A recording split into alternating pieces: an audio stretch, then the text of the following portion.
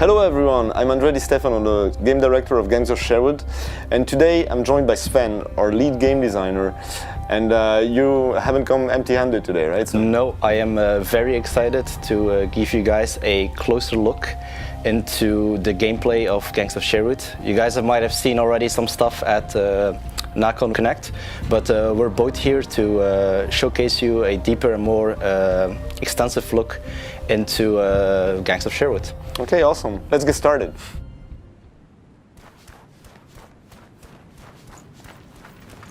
At last, Kirklees Keep, sinister lair of the Prioress. Wow.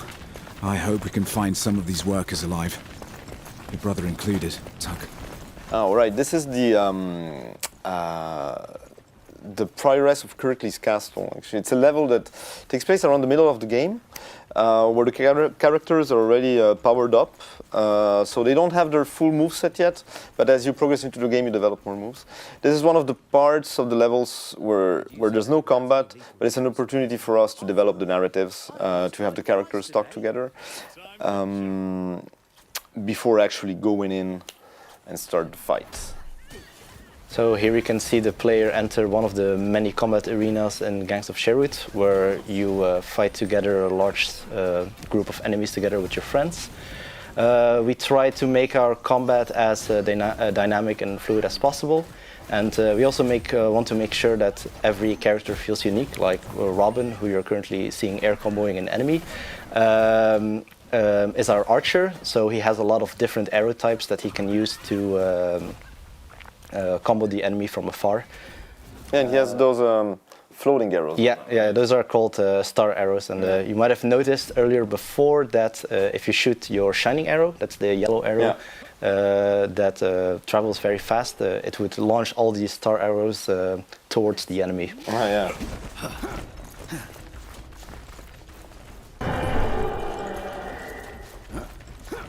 That scream? I've heard people suffer all my life. And these arenas are connected by these parts of the level where we have a bit of platforming and traversal. It's very unique looking for like the Robin Hood mythology. Right. I guess we really, their own thing with the traditional Robin Hood story. There's really this mix of medieval and technology. And as you go in this level, the technology becomes more and more present, actually. Now here's another arena. Yeah. That's a Ferrum coil.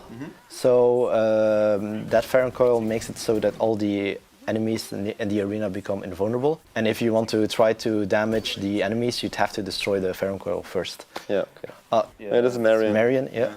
This is our assassin character, and she has the unique ability of throwing daggers that stick on the enemies, and that's that little number you see on top of the enemy's head. And Marion has the ability to then trigger those daggers by performing a specific attack. And that's massive damage. And it does a lot of damage. Yeah. It creates this really cool like in-out playstyle where you pester enemies from afar, and then once the moment is there, you try to trigger as much daggers as possible. But that's her advanced mechanic, right? Yeah. All the characters, they have their own basic playstyle. Yeah. Marion has this sword that becomes a chain, but then she can do actually this dagger stacking mechanic. Right? We found it important that we design a combat in such a way where like it's easy to get into, but there's still some room for mastery. The Prioress is definitely up to something.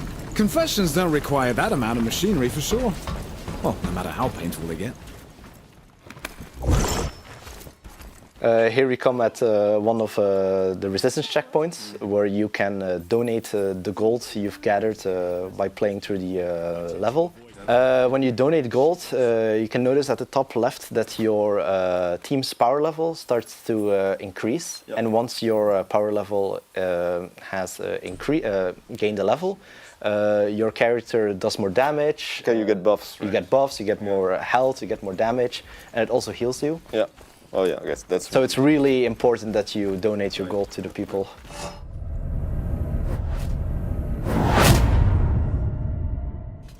Aren't you allergic to fallen brother? Sheriff of Nottingham. Yeah, one of the brothers of Maid. The many brothers. Many brothers of Maid Marion. Yeah, and Oh, and actually, there's the same ferrum coil mechanic that we saw earlier. Yeah. But there's no static antenna here. Yeah, it's slightly remixed. It's now an enemy itself is carrying it around. Yeah. And it's that's something we're really focused on to make the encounters unique and different, to create different scenarios. Their own gimmicks, right? Yeah. And so essentially, the guy carries around this tower that makes everyone invulnerable, and he becomes your priority target because before killing him, you cannot kill anyone else. Yeah, exactly.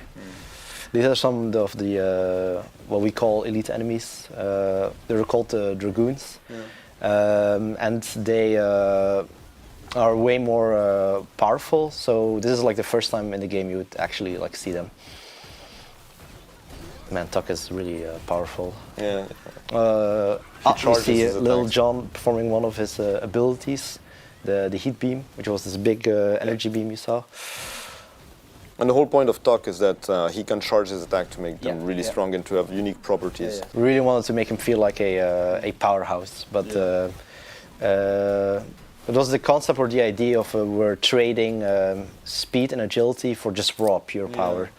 And it's interesting how different it is from Marion, that can stack daggers on enemies before unleashing them. You also have like Little John. Little John, you need to time his punches right to build up heat, to unleash like this, very powerful attacks. Robin has these, what we call the star arrows, that are suspended arrows that you can then home on the enemies. So they're really played like in very different ways. But those are some more the advanced mechanics of the characters. I'm looking forward to talk more about like how you can customize them to really make it, Yeah, we have a really cool system for making so that your character feels different and unique. Yeah, like player expression is something that. It's something we really try to focus on. I'm really happy of how it went there. And I also like a lot the environment a lot, how different it is from the catacombs we saw earlier.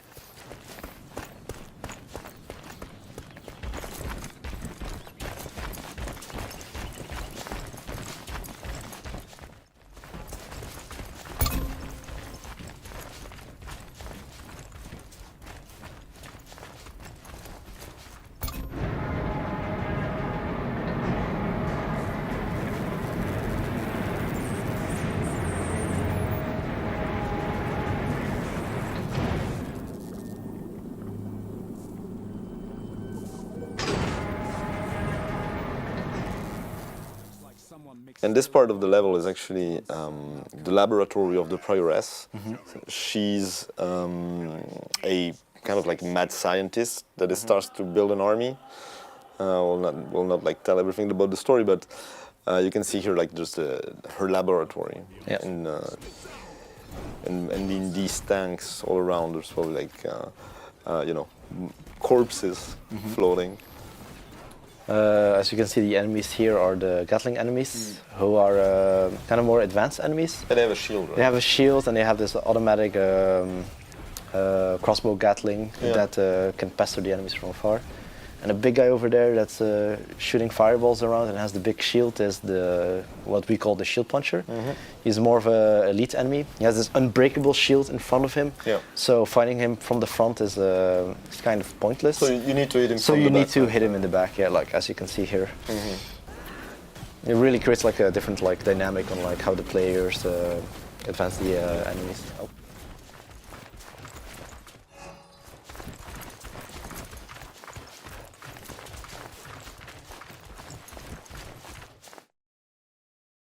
You lucky worms! You're about to witness the rebirth of my child, born from flesh and steel, drenched with so much blood. But we want more! And there's the big boss herself. Yeah, the Prioress of Kirklees. And her minion, Red Roger.